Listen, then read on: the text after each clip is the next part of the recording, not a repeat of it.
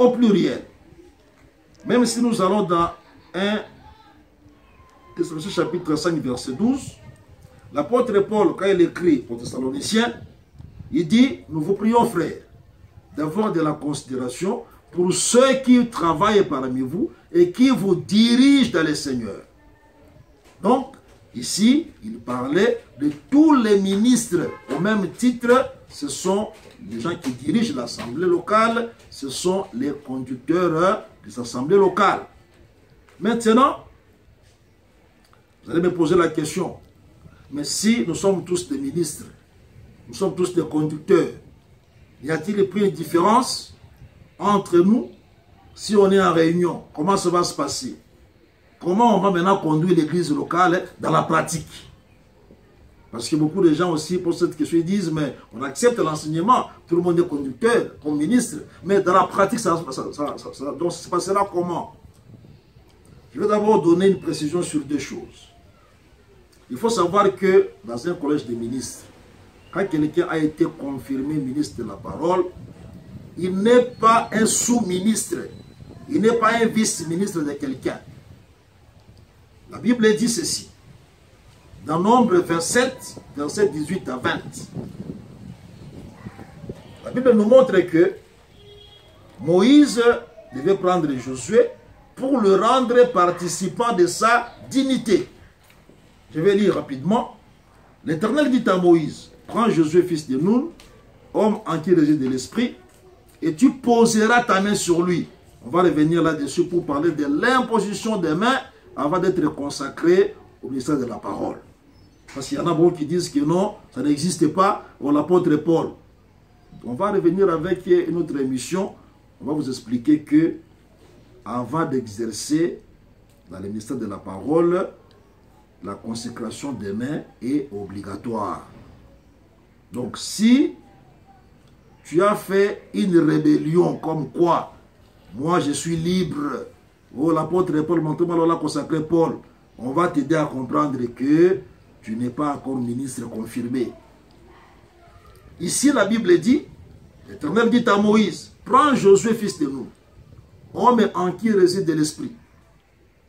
Là aussi nous allons insister, quand on va toucher l'émission sur la consécration au ministère, on va montrer que on ne peut pas faire la réunion pour dire, bon, vous pensez qu'on peut consacrer qui ici?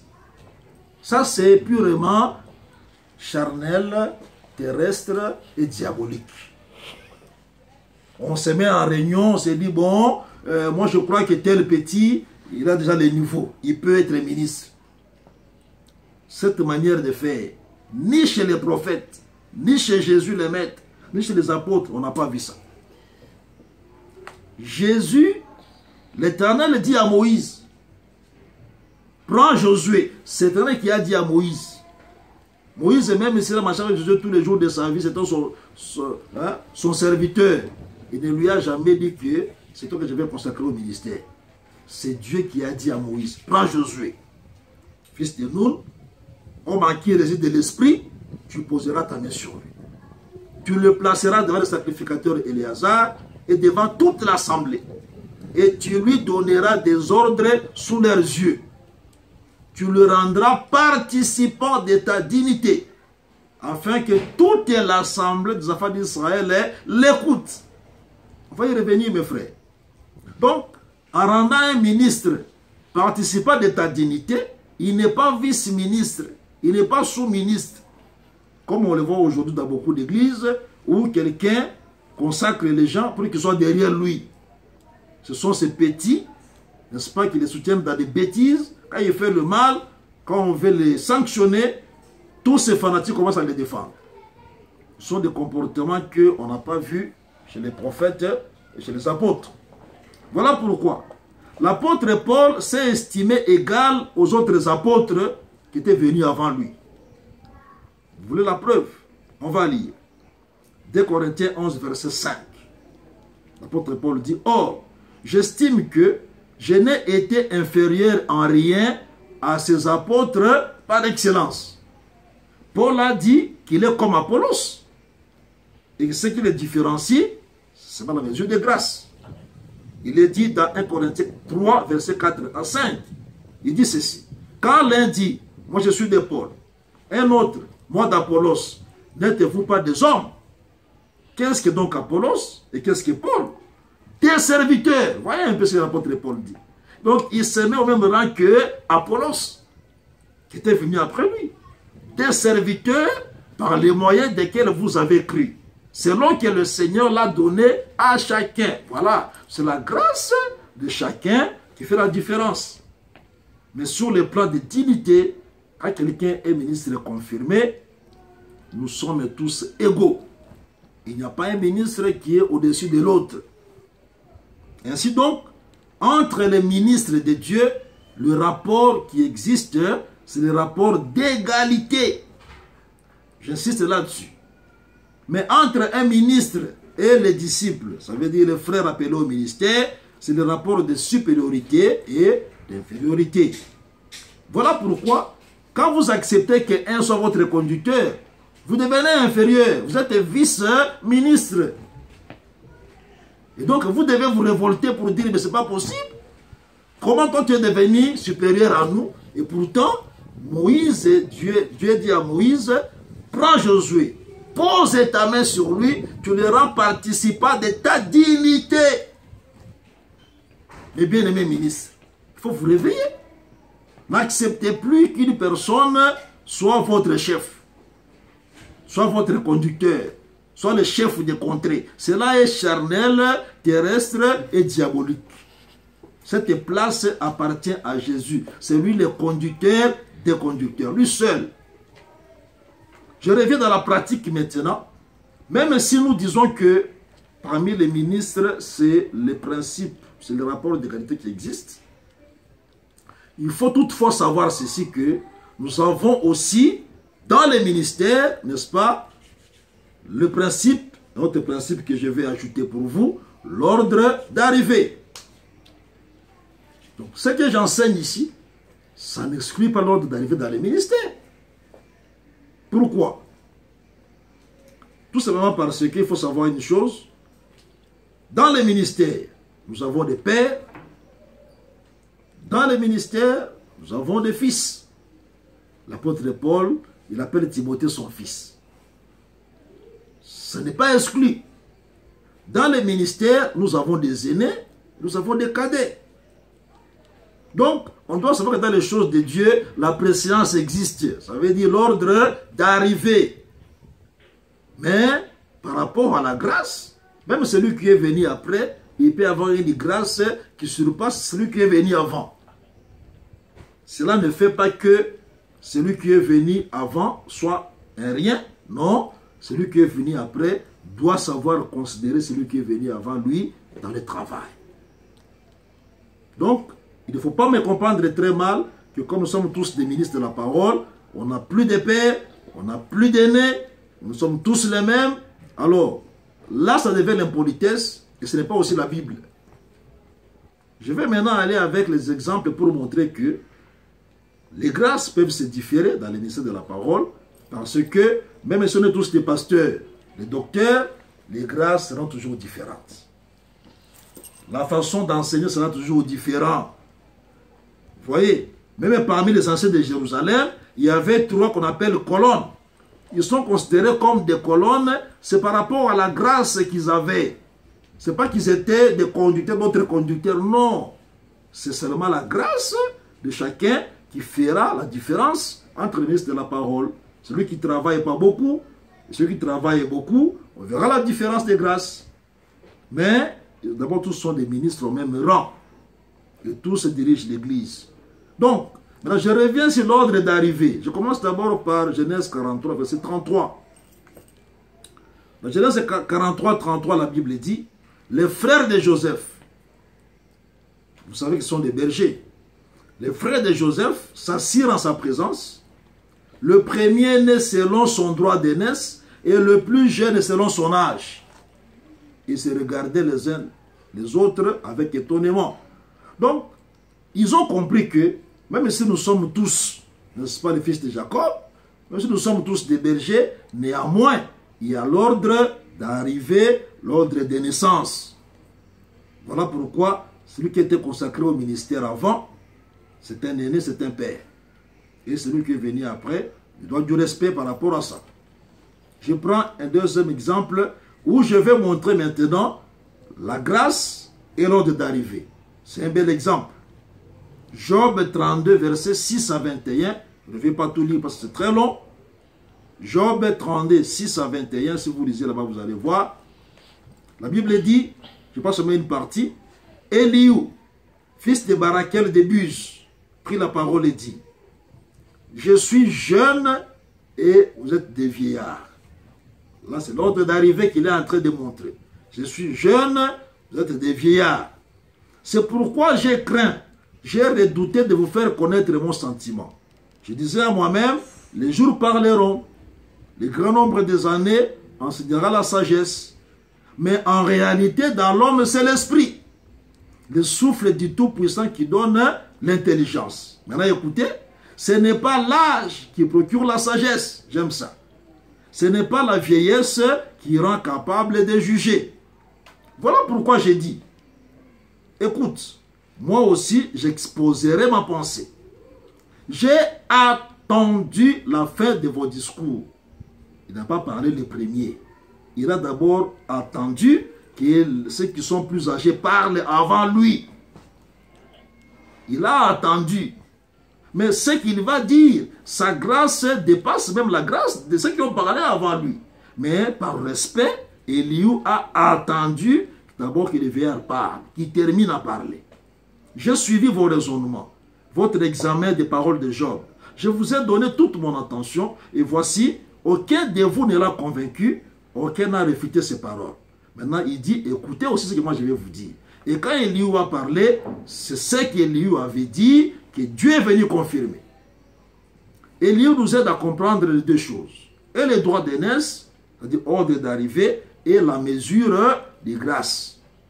Il a attendu que le plus âgé parle le premier, parce que celui qui est venu après doit avoir le respect envers ceux qui sont venus avant lui. Mais ce n'est pas à dire que, parce que moi je suis père, parce que moi je suis aîné, ce que j'ai dit, ça reste comme ça. Non. La grâce doit parler et chacun doit être libre d'exprimer sa grâce. Et si la grâce même de celui qui était consacré hier, ce qu'il dit, c'est ça la parole de Dieu, tous les collèges vont suivre ça. Parce que nous ne sommes pas derrière les pensées des hommes, mais derrière la parole de Dieu.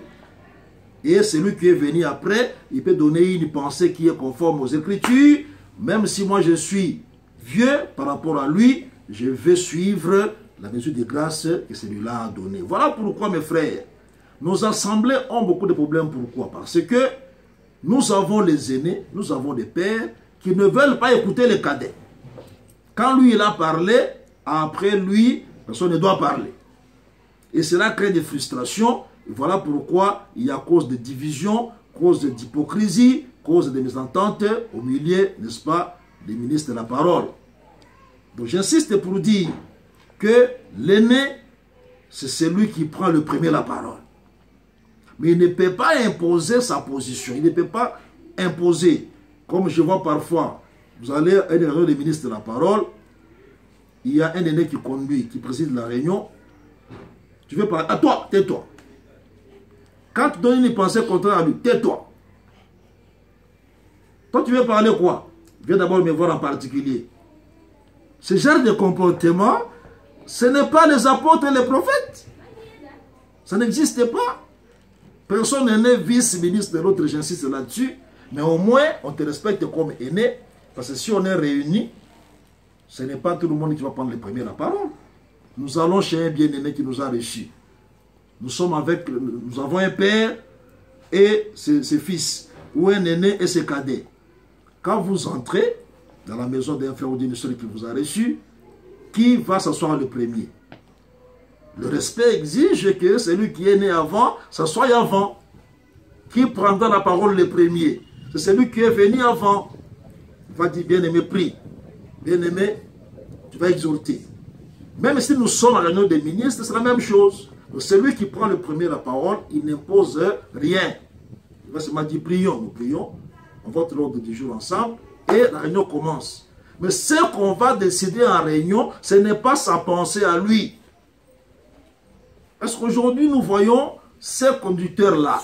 C'est lui qui parle beaucoup en réunion, c'est lui qui décide de tout, c'est lui qui dit tout, et on ne peut pas s'opposer à ce qu'il a dit.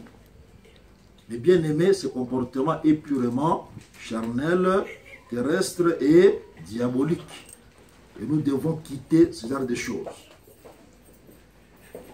Nous allons pour finir.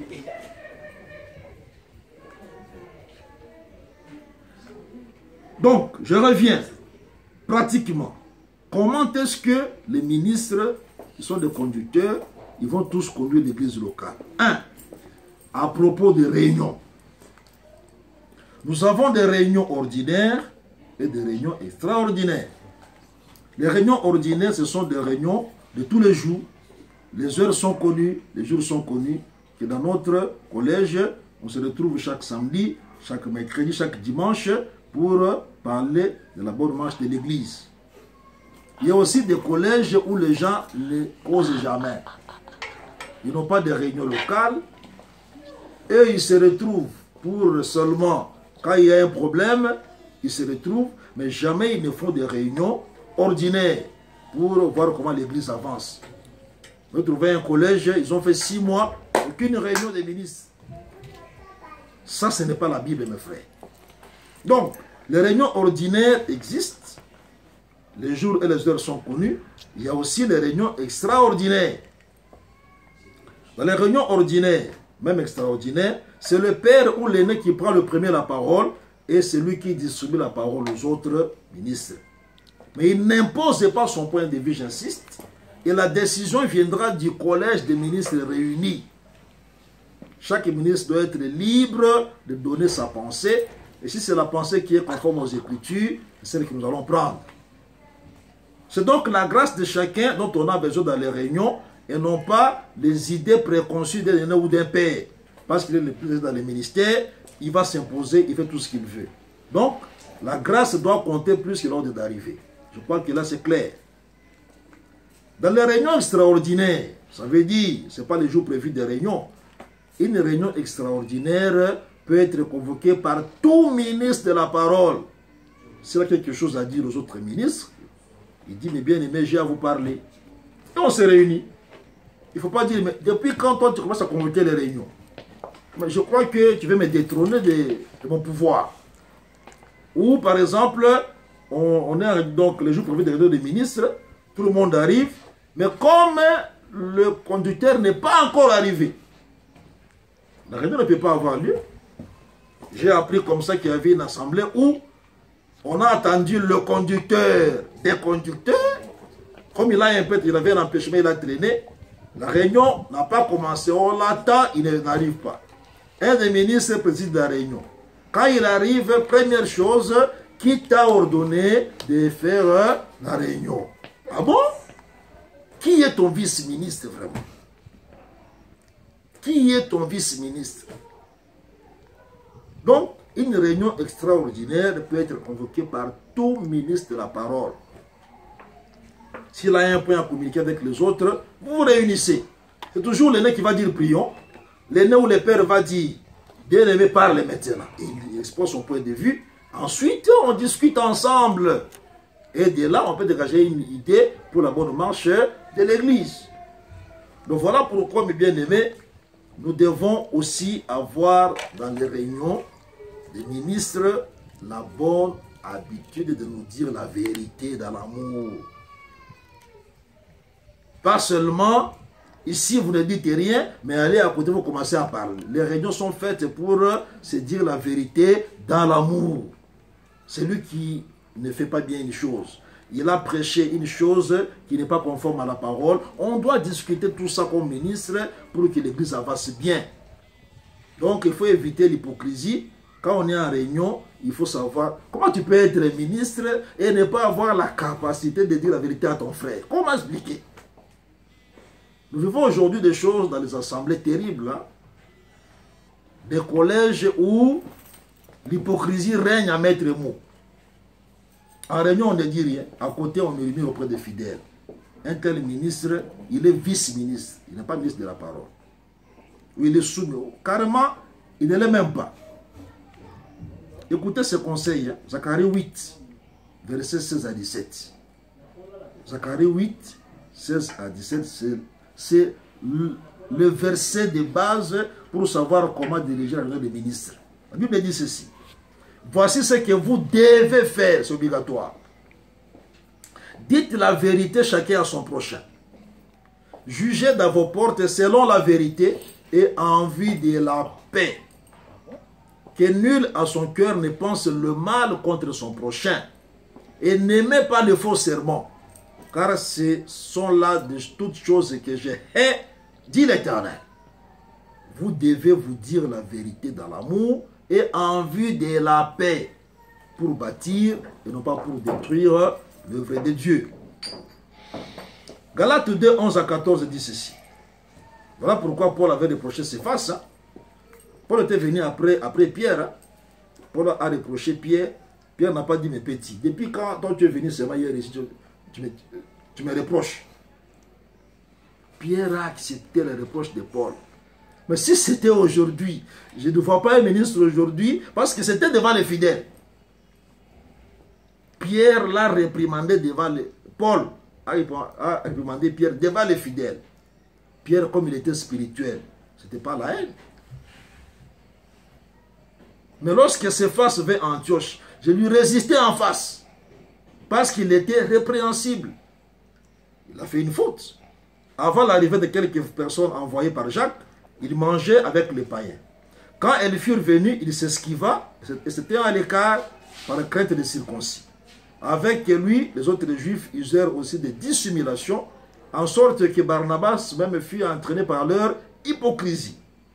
Voyant qu'il ne marchait pas droit selon la vérité de l'évangile, j'ai dit à Céphas, j'aime ça, en présence de tous, si toi qui es juif, tu vis à la manière des païens et non à la manière des juifs, pourquoi forces-tu les païens à judaïser?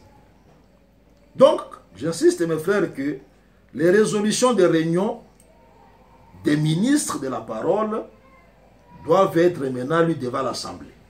Pour la réunion, on a compris comment ça se passe. C'est l'aîné ou le père qui préside comme simple distributeur des paroles. Il n'a aucune décision à donner aux gens. Les décisions viennent de tout le monde, de toute la réunion, de toutes les grâces qui sont là ensemble. Maintenant, ce que nous avons pris dans la réunion comme résolution, nous devons communiquer à l'église. Jeûne de 3 jours. Nous avons, par exemple, tel programme. Le programme maintenant doit être lu à l'église. Là encore, il y a un problème. Il y a le conducteur, des conducteurs, dans beaucoup d'assemblées. Il n'y a que lui qui peut lire le communiqué. Donc, c'est comme s'il y avait une grâce spéciale de lire le communiqué. Pour dire seulement que non, nous aurons prière de jeûne de 3 jours. Donc, comment moi je peux être ministre comme toi et ne pas être en mesure de dire ça vraiment à l'église, mes frères? Donc, c'est terrible. Il n'y a que lui, le conducteur des conducteurs, qui doit quitter, même s'il n'a pas prêché ce jour-là. Il n'est pas à la présidence du culte. Il quitte sa place, s'il est assis là derrière l'église, il vient bonnement avec sa veste, il balance dans l'église, communiquer. Premier communiqué. Ça, c'est purement charnel, terrestre et diabolique. Nous devons laisser ce genre de choses, frère. Ce n'est pas la Bible. Tout ministre, si je peux avoir la grâce d'expliquer les Écritures. Donc, ce qui est difficile, c'est ça même le travail difficile à faire. Sortir le Christ dans les Écritures, c'est très difficile. Si je peux faire ça, mais je ne peux pas avoir la grâce de lire le communiqué. Nous disons ceci. Le ministre qui préside le culte, il lit le communiqué à l'église. C'est lui qui est là à la présidence du culte. Il va dire aujourd'hui, le ministre de Dieu était en réunion, on a décidé ceci. On va aller visiter tel frère est malade. Tel bien-aimé a perdu son père, son père, l'église sera là-bas. Nous aurons jeûne de 3 jours. Les chantres vont rester. Tout le monde peut faire ça. Le ministre qui préside, il lit le communiqué. Mais si c'est un disciple qui préside, si il finit la présidence, il appelle le ministre que l'église va dire, il passe, il lit le communiqué. Donc ça, ce n'est pas un problème pour lequel on peut avoir un conducteur. Même les disciples, on peut lui dire, frère, lis les communiqués. Ce n'est pas un problème. Ce n'est qu'un simple rappel de choses que nous avons décidées. Voilà pourquoi nous disons que ne faisons pas des choses là où les apôtres n'ont pas fait. Donc, le communiqué aussi, je vais dire une nuance pour le communiqué. Il y a des communiqués pour lesquels ça demande aussi une grâce. Par exemple, on veut mettre un frère dehors parce qu'il a marché en dehors des normes de la parole. Il y a des ministres qui n'ont pas la sagesse de parler. Ils commencent à dire, c'est bien aimé, vraiment, c'est un fils de Satan. Il a fait des choses terribles. Vous voyez qu'il ne sait pas parler. Pour ça, on peut voir tel frère à la grâce, on peut l'appeler pour tel communiqué. Donc, même si c'est moi qui donne le communiqué, si la réunion a décidé que non, pour tel communiqué, tu appelleras telle personne, je le fais. Je donne les autres communiqués pour ce don, bien aimé, tel va passer pour tel communiqué. Est-ce que pour demander l'argent à l'église, il y a un ministère pour ça? Comment tu peux être ministre, tu sais prêcher les Écritures, tu ne peux pas demander l'argent à l'église s'il y a un besoin. Faire une collecte à l'église. Mais tout ça parce que les gens pensent que moi j'ai seulement la grâce de sortir l'argent des fidèles. Ça n'existe pas. Ce sont des gens qui viennent avec des langages des païens, n'est-ce pas? Avec des techniques des païens pour sortir l'argent des fidèles. Dans la Bible, pour qu'on fasse la collecte du temps de Moïse, Moïse n'a pas transpiré, il a dit seulement, on va construire le tabernacle pour l'Éternel. C'est lui qui a quelque chose à donner à Dieu, il apporte. C'est tout. Est-ce qu'il faut commencer à avoir des techniques comme quoi, hein, pour que l'argent sorte, des techniques, ce sont des techniques diaboliques.